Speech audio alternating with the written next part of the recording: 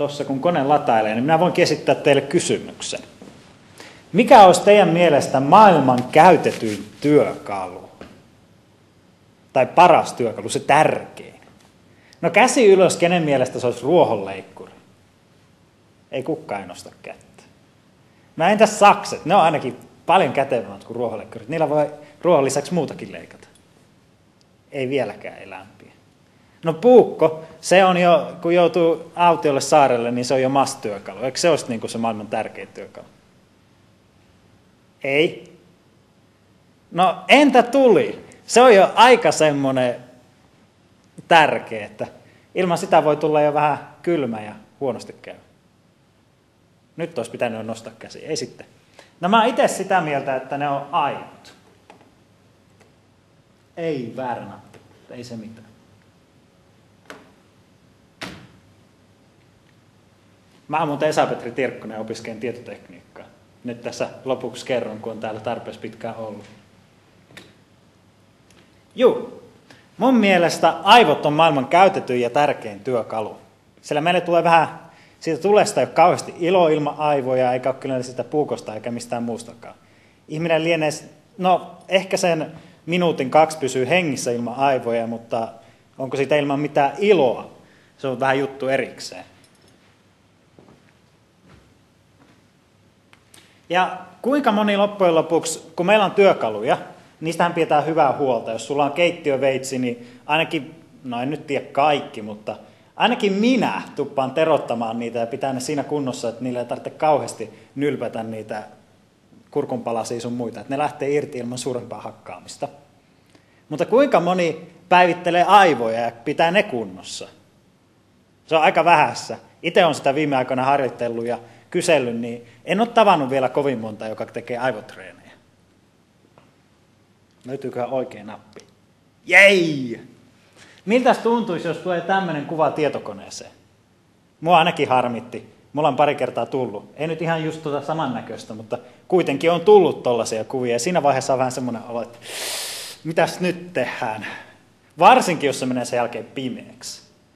Entäs sitten, kun tulee tämmöinen kuva aivoihin? Siinä nyt ei ihan tule se virheilmoitusta, että akku lopussa ja tähän tyyliin. Mutta tiedetään kuitenkin, että siinä vaiheessa, kun aivot rupeaa jurraamaan, niin siinä vaiheessa tulee oikeasti hätää.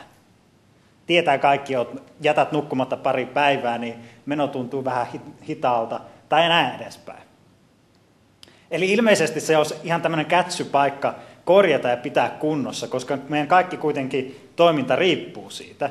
Mutta sitten loppujen lopuksi, kuka oikeasti on kuullut? Käsi ylös, jos olette koskaan kuullut jonkinnäköisestä aivojen treenaamisesta, minkään näköisestä koulutusohjelmasta aivoihin liittyen tai mistä tahansa. Ja 3. 4. Niin, jos on kuullut. No niin, 5. Kuinka moni oli kuullut minulta? 3. No joo, kuitenkin oli kuullut. Barbara Arrowsmith syntyi vuonna 1951 Torontossa, eli Amerikassa eletään. Ja kun hän syntyi, niin hänellä oli semmoinen hassu kehitysvamma, että hänellä oli vasen puoli paljon pienempi. Siis ihan käytännössä raajat oli lyhyempiä ja vähemmän lihaksikkaita kuin oikea puoli. Se nyt onneksi iän myötä niin fyysisesti niin tasoittui.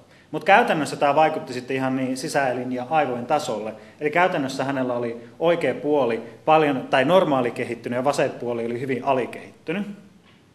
Ja miten tämä tähän Barbara-elämään vaikutti? Oli se, että niin, hänellä oli lähestulkoon mahdotonta kaikki looginen ajattelu. Eli sellaiset perustaidot, kuten kellon opiskelu, kengännauhojen solmiminen, jutteleminen, ja nämä oli melkein mahdottomia toimintoja. Kelloa ei pystynyt sen takia oppimaan, kun tosissaan siinähän kun kelloviisarit menee, niillä on looginen suhde. Eli kun sekuntiviisari menee yhden kierroksen, tarkoittaa, että minuuttiviisari on edennyt, ja mitä se meinaa todellisuudessa. Nämä oli ihan niin kuin käytännössä hepreaa hänellä. Hän oppi vasta myöhällä illalla sitten kellon. Ja tosissaan keskustelut, kun meidän ihmisen kanssakin, kun me jutellaan, niin siinä on erilaisia loogisia suhteita. Me ymmärretään, että isän äiti on vähän eri juttu kuin äitin isä. Eli sillä, miten päin me sanotaan sanoja, on tosissaan merkitystä. Ja koska Barbaran aivot oli tässä tilassa, missä oli, niin hän ei pystynyt näitä ymmärtämään. Mutta kuitenkin tästä kaikesta huolimatta. Hän eleskeli elämänsä, meni koulut läpi ja hän pelasi aika pitkälti ulkomuistin kanssa. Ja sen takia, koska hän käytti paljon ulkomuistia, niin hänelle kehittyi aivan mahdoton ulkomuisti. Eli hänellä oli aina tapana, kun koe tuli, niin siinä rukkailla, että anna olla koe, jossa on niin paljon rastiruutukysymyksiä ja kysymyksiä, joissa pitää muistaa ulkoa asioita. Koska hän saattoi kirjoittaa koko kirjan tavaraa siihen, jos oli semmoinen. Ja hän sai niin kuin 10/10 sellaista kokeesta. Mutta jos ei ollut tämmöinen koe, sitten hän oli pulassa. Eli siinä oli vähän tämmöistä ongelmaa. Mutta kaikesta tästä huolimatta hän onnistui pääsemään tuonne yliopistoon. Siinä oli semmoinen kikka, että koska hänen oikea aivopuolisko oli kuitenkin hyvin toimiva, ja oikealla aivopuoliskolla, no se ympäri aivoja on eri toimintoja, mutta sitten oikealla aivopuoliskolla ja vasemmalla on eri tehtävät, ja oikea hahmottaa hyvin kokonaisuuksia ja tämmöisiä asioita. Ja hänen erikoistuutteena oli se, että hän pystyi hahmottamaan hyvin lapsista, ongelmalapsista ja lapsista, että mikä heitä vaivaa ja neuvomaan tälleen. Ja sen takia hän pääsi sinne yliopistoon. No, meidän onni on, että Barbara syntyi näillä ominaisuuksilla ja pääsi just tähän kyseiseen yliopistoon. Siellä hän opiskeli ja hän tapasi sellaisen miehen kuin John Cole, Cohe, Joshua Cohe, mennä nimi väärin. Joka tapauksessa, ja he Joshuan kanssa rupesi tekemään yhteistyötä, ja siellä he eleskelivät. Mutta eräänä päivänä Joshua tuli ja antoi tollaisen tyypin, Alexander Lurian, kirjoja tälle Barbaralle luettavaksi. Ja tuumasi, että sä voisit tykätä näistä. Näissä oli kiinnostavaa, ne liittyy suhun. Ja Barbara lueskeli, tosiaan hänellä oli taas perinteisesti vähän ongelmia ymmärtää, mitä siinä kirjassa oli, mutta tähän asti oli jo oppinut jonkin verran loogisia suhteita huomaamaan. Hän luki ne kirjat ja hän rupesi huomaamaan tai rupesi ymmärtämään, että mistä se johtuu, että hänellä on näitä ongelmia. Siihen aikaan uskottiin, että aivot on musta laatikko. Se on vähän niin kuin meidän auto, että siellä on erikoistuneita osia, siellä on se bensan ruiskutusjärjestelmä, on moottori, on pyörät ja tähän tyyliin. Jos pyörä menee rikki, niin se on vähän surkea juttu, se on sitten rikki ja sitten sulla on vaan 3 pyörää. Jos kaikki menee rikki, niin sitten sä oot pulassa. Ja tämmöinen oli ajatusmaailma siihen aikaan. Ja kun Barbara luki tämän kirjan, hän tajusi, koska Alexander Luria oli neuropsykologi, joka oli työskennellyt paljon näiden sotainvalidien kanssa, jotka oli saanut vähän ammuksia päähän, ja niillä oli mennyt eri aivoalueita mäsäksi. Ja hän oli huomioinut, että kun tuo aivoalue menee mäsäksi, niin tämmöiset sivuoireet, kun tuo menee mäsäksi, niin tämmöiset sivuoireet, jos näin paljon, niin seuraa tätä. Ja siitä, niin, kun Barbara luki tämän kirjan, niin hän huomasi, että hänellä on just näitä samoja oireita, mitä on niillä sotilailla, jotka on saanut niin, hauleja päähän. Ja hän meni hyvin masentuneeksi nyt siitä, että hän ajatteli, että kun sen ajan ajatus oli, että kun sulla on aivot mäsät, niin ne on sitten mäsät. Että sillä selvä, homma on siinä. Ja hän meni jopa niin pitkälle, että suunnitteli itsemurhaa. Mutta hänen onnekseen, ennen kuin hän kerkesi tähän itsemurhaan, ennen kuin meni sille tasolle, niin joku muu proffa tai opiskelijatoveri hilasi hänen pöydälleen kirjasen.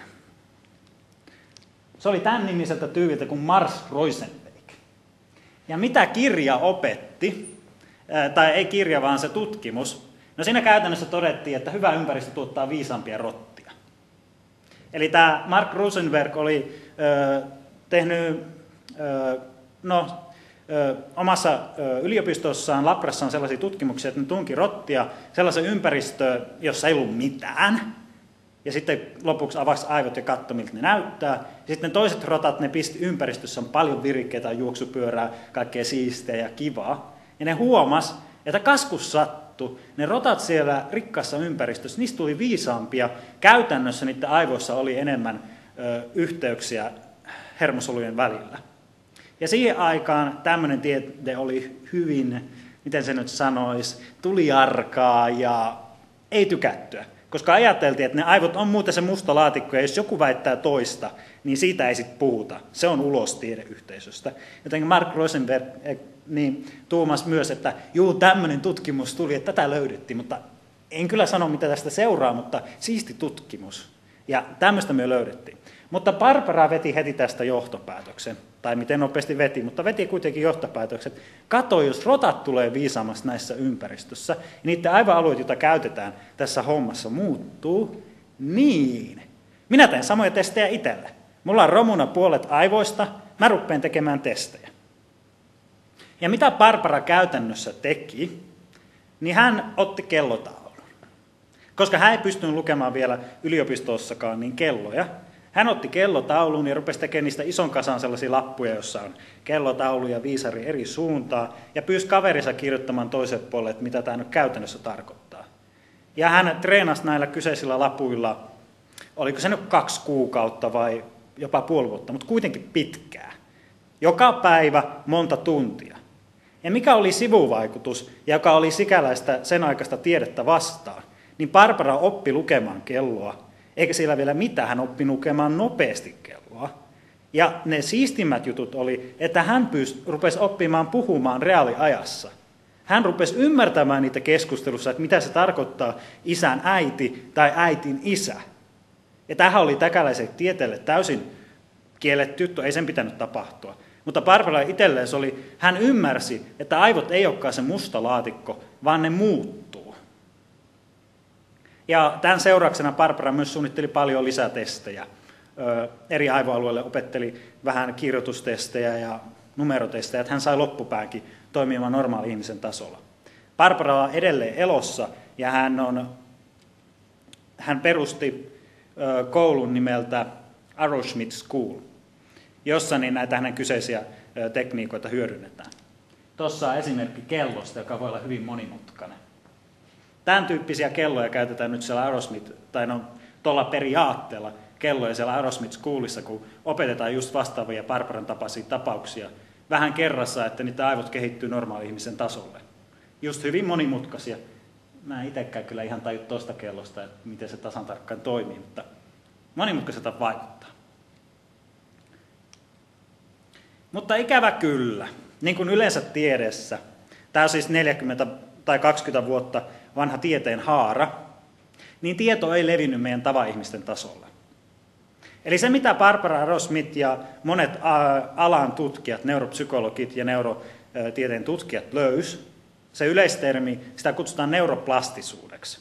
Hieno termi, käytännössä tarkoittaa sitä, että aivot on muuntuvat, toisin kuin väitettiin. Se ei olekaan se musta laatikko, vaan ne on täysin muuntuvat. Ja mitä se sallii meille? Se sallii meille täysin uuden tyyppiset keinot kouluttaa ihmisiä, joilla on joku aivoalueen rikki, palauttaa ihmisiä ja ei kouluttaa meitä itseämme. Mutta se on just surkea juttu, että se neuroplastisuus jäi sinne ralliraalle. Se ei koskaan kerennyt, tai ei vielä ole kerennyt meille asti. Se on nyt niin siellä neurotieteilijöiden, ne juttelee siellä ja keskustelee neuroplastisuudesta, mutta ei se ole ikävä kyllä kerännyt vanhusten koteihin. Ei se ole kerennyt kehitysvammaisten hoitolaitoksiin, eikä sille tasolle. Edelleen käytetään tekniikoita, joissa kuuluu, että joo, mä 2 viikkoa kuntoutan sua, jos sä et ole siihen mennessä kunnossa, niin sit sä et ole kunnossa. Surkea juttu. Vaikka todellisuudessa neuroplastisuuden takia löydettyt löydöt, niin kertoisi, että sitä pitäisi sitä kuntouttaa vuosi, ja sen jälkeen se olisi takaisin, jos se oli yliopistossa, niin se on takaisin yliopistossa opettamassa, jos se oli superurheilija, niin se on takaisin superurheilija, siis jos ei ole sitten muuten tullut tuhoa.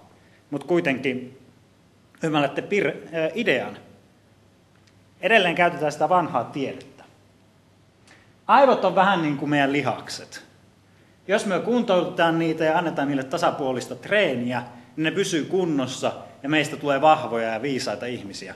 Mutta jos me juon kokista ja mussutetaan pullaa ja ollaan 247 tietokoneen ääressä vovissa, niin siinä tapauksessa ne lihakset vähän ränsistyy, sitten meillä alkaa tulla veripaineongelmia sun muuta. Ja aivojen kanssa sama juttu. Meidän tämän hetken yhteiskuntaan se kuuluu sille, että lapsi syntyy, sitten se opetetaan pitkän opetuksen jälkeen, se oppii tämän meidän monimutkaisen sosiaalisen järjestelmän säännöt, sitten se menee ala-asteelle, yläasteelle, lukioon ja yliopistoon ja sitten se menee työelämään. Ja siinä vaiheessa, kun se meni työelämään, niin jossain vaiheessa oppimilla loppuu. Että kun sä oot oppinut sen työelämän perussäännöt, niin no se on sillä selvä. Nyt sä tiedät kaiken tarpeellisen, sit sä käytät loppuelämässä sitä kaikkea hienoa tietoa, kunnes sitten loppujen päädyt vanhaan kotiin ja siinä vaiheessa alkaa aivot olla aika huonossa kunnossa. Mutta ongelma on se, että just kun me lopetetaan se oppiminen siinä yleensä työelämän kohdalla, siis ei kaikki, mutta jos ei hankita uusia harrastuksia ja jatkuvasti annetaan viriketä aivoille, niin niille alkaa käydä samalla tavalla kuin niille lihaksille, että ne rupeaa sitten häviämään pois, kun niitä ei käytetä.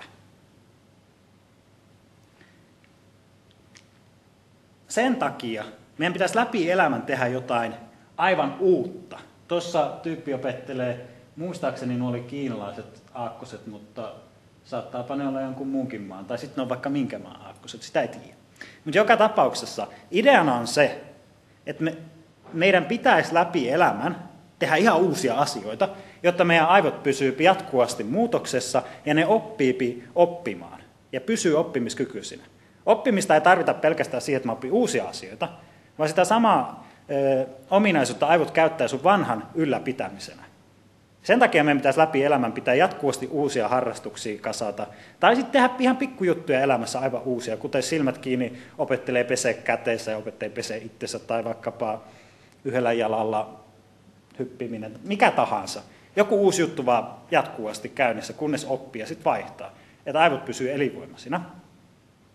Mutta yhtä lailla tätä samoja periaatteita voidaan käyttää just, jos mulla on mulla on esimerkiksi lukihäiriö, ja se vaikuttaa kaikkeen elämässä. Mutta just nämä neuroplastisuuden, eli aivojen muokkautumisen kautta löydetyt löydöt, että niitä tiettyjä aivoalueita voi treenata, niin on löydetty, että on tiettyjä aivoalueita, jotka eniten vaikuttaa just esimerkiksi tähän lukihäiriöön. Ja sitten kun mä rupean tekemään, mä en muista mikä se aivoalue oli nyt lukihäiriö, mutta kun mä rupean tekemään sellaisia treenejä, jotka kehittää just sitä yhtä tiettyä aivoaluetta, ja ne oli yksinkertaisia ne treenit, ne on lähestulkoon aina jotain hyvin yksinkertaista. Kuten esimerkiksi kopioin tarkkaan jonkun piirrettyn kuvion, se kehitti tiettyä aivoaluetta hyvin pitkälle. Ja sitten se sivuvaikutus on, koska meidän korkean tason toiminnot, kuten puhe, se käyttää monia alhaisen tason toimintoja, monia niitä pieniä aivoalueita. Jos yksi niistä pienistä aivoalueista on ihan romuna, niin sitten meidän korkean tason toiminto ei toimi. Esimerkiksi puhe on kangertelevaa tai änkytys. Mutta kun me saadaan se alhaisen tason toiminnoista 1 tai 2 tai ne toimimattomat tällaisella treenillä kuntoon, niin sillä voi olla ihan jättimäisiä muutoksia sit siihen yleissuoritukseen. Esimerkiksi päästään siitä änkytyksestä eroon. Ja me kaikki tiedetään, mikä vaikutus on. Jos joku on änkyttänyt koko elämänsä, niin sitten se jollakin sillä, että se seuraa kuviota ja piirtelee sitä nyt 2 kuukautta putkeen joka päivä 2 tuntia, niin se 1-2, niin se pääsikin änkytyksestä eroon. Se on ihan jättimäinen muutos elämässä.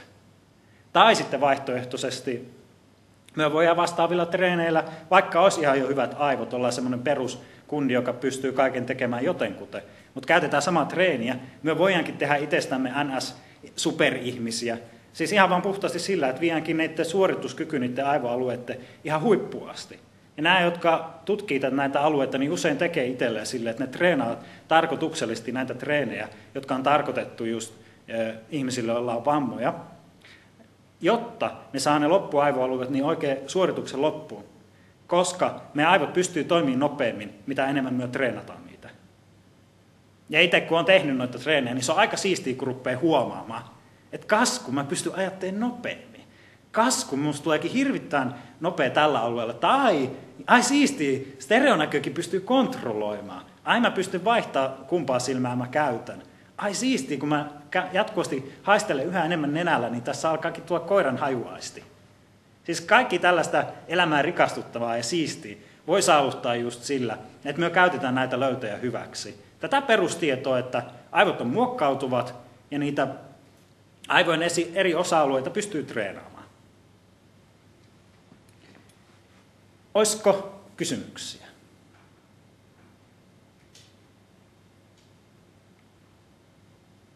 Ei kukaan halua yrittää paljastaa minun tietämättömyyttäni.